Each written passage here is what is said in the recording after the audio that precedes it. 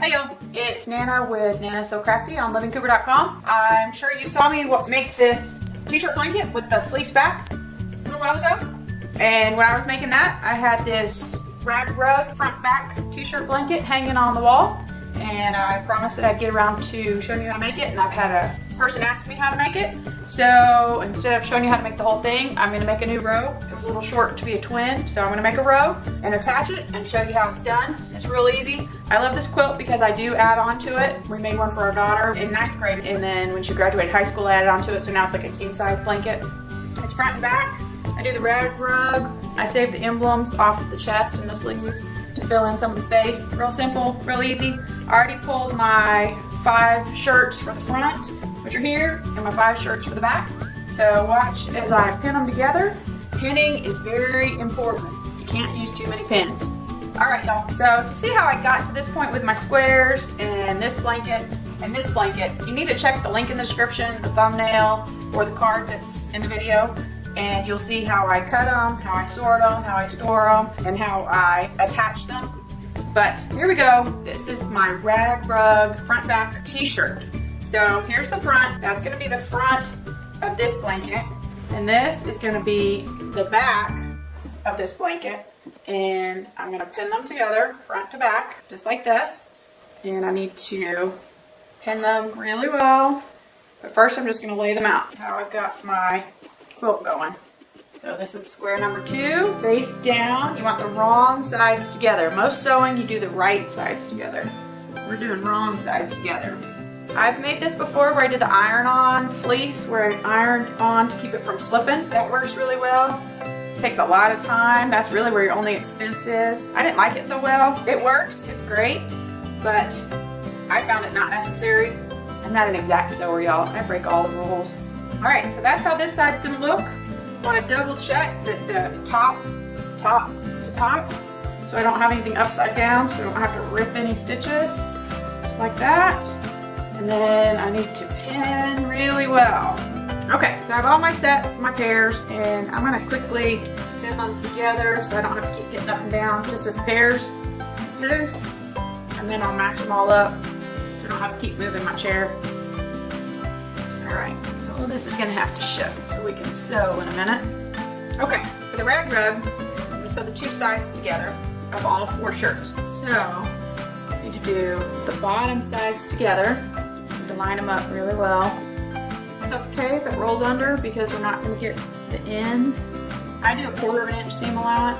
So we have square 1 and square 2, putting the sides of the squares together, making a sandwich.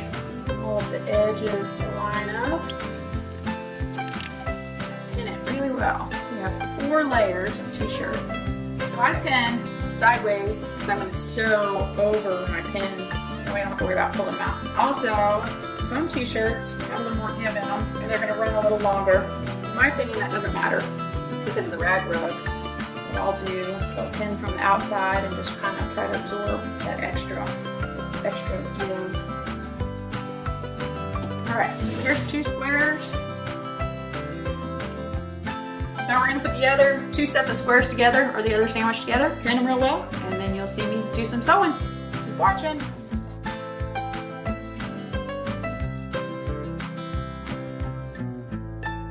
Alright, I have 2 sets pinned together, which is a total of 4 sets of squares. So I'm going to sew them together, and then we have 1 more set to do. Almost done with this row. Keep watching. Got the machine ready. Gonna do 2 quick straight stitches and then we'll pin some more.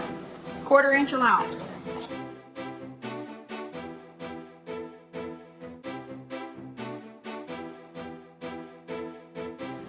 Put it up, bring it back, just like that.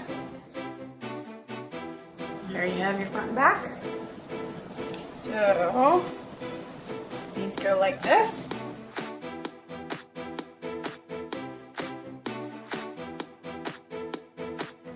Y'all just saw me grab a single pair. That's the last block that we didn't attach earlier to another set. So this is gonna finish our row. Pin these together so we can get them all sewn up. Okay, so I have 2 more seams to sew real quick.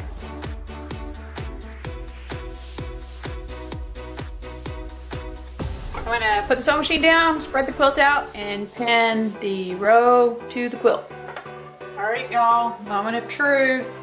I have it ready in case I need it. All right, so these are our fronts. Make sure they all line up. They're all going in the right direction. Top, top, top, top, top. On one side. Then back. See if the back looks right. Which it's actually going to be on this side, but it'll work for this. So they're all pointing in the right direction. We did good, y'all. So far, no seam ripper. Probably just jinxed myself. So turn it back around, match it up. All right, so this is what the seam looks like when we sew it, before we snip it and before it's been washed. It hasn't been used a whole lot, so I haven't washed too terribly many times, but you see as it ages, it rags. So you really, it's very forgiving if your corners are off. My kind of blanket. Anyway, so now we're gonna match these seams up. We got one more stitch. We're gonna pin it. And then I'm going to go and do an edge seam all the way around here to tie it into the rest of the quilt. And then I'll snip all of these seams and we're done.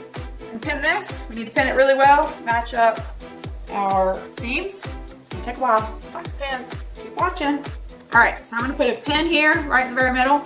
Then I'm going to pin these seams and these seams. Then I'm going to come back and I'm going to pin the difference with each seam just to make sure I spread it out real well.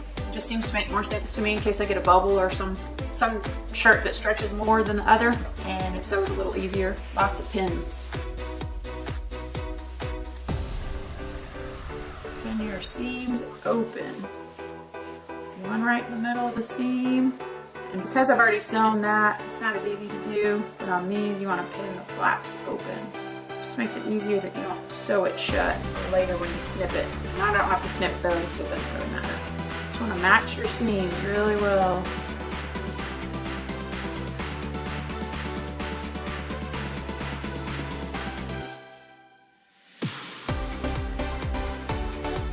Okay, y'all. Okay, so I got all my pins in. As you can see here, I put 3 pins in. I did one right on the seam and one on each side because I want to get it good and anchored right in the middle. The others lined up pretty well. You can see there's lots and lots of pins.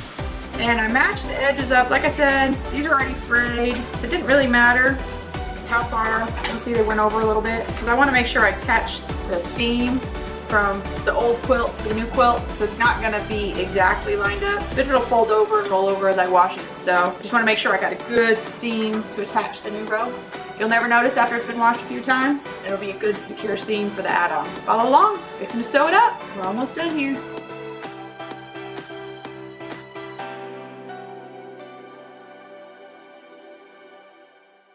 Alright y'all, time to take all these bazillion pins out and check my seam. Okay, so this is the back. Let's see how well we matched up. Off a little bit there. Good there. Good there. A little bit off there. Not too bad. I can live with it. Pops didn't complain. Alright, so there we have it. I'm going to quickly smooth these out. Pin these outer seams because I've got to run a finishing edge around it. Same thing here, you want to pin open your seams so they'll lay flat. It makes it easier to snip them.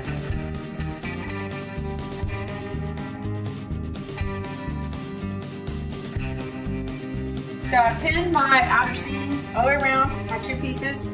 I'm going to sew it, and that will do a finishing edge all the way around. Pops asked me why I didn't sew these to begin with, just make my whole square. You can if you want to, it makes this part easier, but I did it a long time ago, the first time I made it, and it'll end up with multiple seams. So if I would have sewn this together, I'd already have 1 seam here. It doesn't matter, it's personal preference. It does make your seam a little stronger later, or you can just sew over it if you're pretty good at staying on the line. It's a preference. This way for me, it's just 1 seam. Whatever works for you. So I'm going to sew my finishing edge. Sometimes when I make them I do an entire edge all the way around, but this one's good. And then I'm going to come back with my scissors and I'm going to snip all my new edges so they match, and then I'll run them through the washer and dryer. I'll let you see that process, the snipping part, so you'll know. And you snip it to the seam allowance. If you happen to snip the thread, you need to come back and run another stitch so it won't come apart on you. Alright, y'all keep watching. Okay y'all, do my outer edge 1/4 inch again.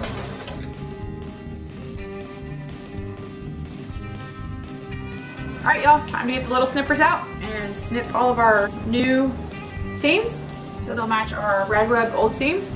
Snip up to the seam allowance. If you snip the threads, you're gonna have to go ahead and sew a new seam right there. In the video for the fleece backed blanket, I'm pretty sure that Pop's left how to mend it. It's no big deal. You just come, you find where you messed up, stick a pin there or something, and sew a new little seam a little bit longer than where you snipped it. No big deal. It's gonna take me a little while. This is actually the worst part of making this blanket, is snipping it all. But since I just added on, it won't take too long. Sharp scissors are important. Y'all stay tuned. Keep watching. Do about 1/2 inch spacing. It's up to you how much you want to do, how frayed you want it to be. Obviously, the more you snip, the more fraying you'll have. Oh, pin. Okay, y'all. I snipped my seam, so I'm gonna mark it with a pin so I can come back and sew it. It's not the end of the world, but if I don't catch it, my blanket will come apart. All right, back to snipping. All right, y'all see how easily that's all coming apart? It's all starting to fray already before it's been washed. Looking good. Okay, y'all, I've snipped all my snippings and got all my edges done. Gotta make sure you get your outside edges, your bottom edges, and your in-between seams. There's many times I've gone and I've washed it and used the quilt for a while and I'm like, there's a whole seam I didn't snip. No big deal, you'll catch it. Unless it's a gift, they might catch it. Anyway, I got one spot right here. I'm gonna re-sew it and then it's ready for the washer and dryer. Keep watching. All right, so I actually snipped 2 threads. I'm gonna sew from about there to there just to make sure it's got some strength.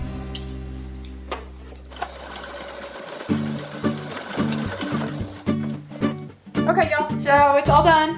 You can probably, if you look really close, tell that it hasn't been washed yet. Half of this seam right here is old shirt. Half the seam is new shirt. This top row on the edge and right here hasn't ever been washed, so it's not nearly as rolled over and loved as the rest of the quilt. The next step would be to wash it and run it through the dryer to give it some weathered or rolled over look, but there's no need for you to wait around for that. That's how quick and easy this is. Just make your sandwich, sew on, decide how you want them, snip your edges, and then you've got yourself a front and back t-shirt quilt. No quilting necessary. You can put some batting in here if you want. I don't ever do that. Use fleece for batting. You can do the iron-on stabilizer or stabilizer if you want. That hasn't been necessary in my life. I don't plan on changing that, but if you want to try it, go for it. Like I said, I did the iron-on stabilizer the first few quilts I made, and this works just as easy with a lot less steps and a lot less expense.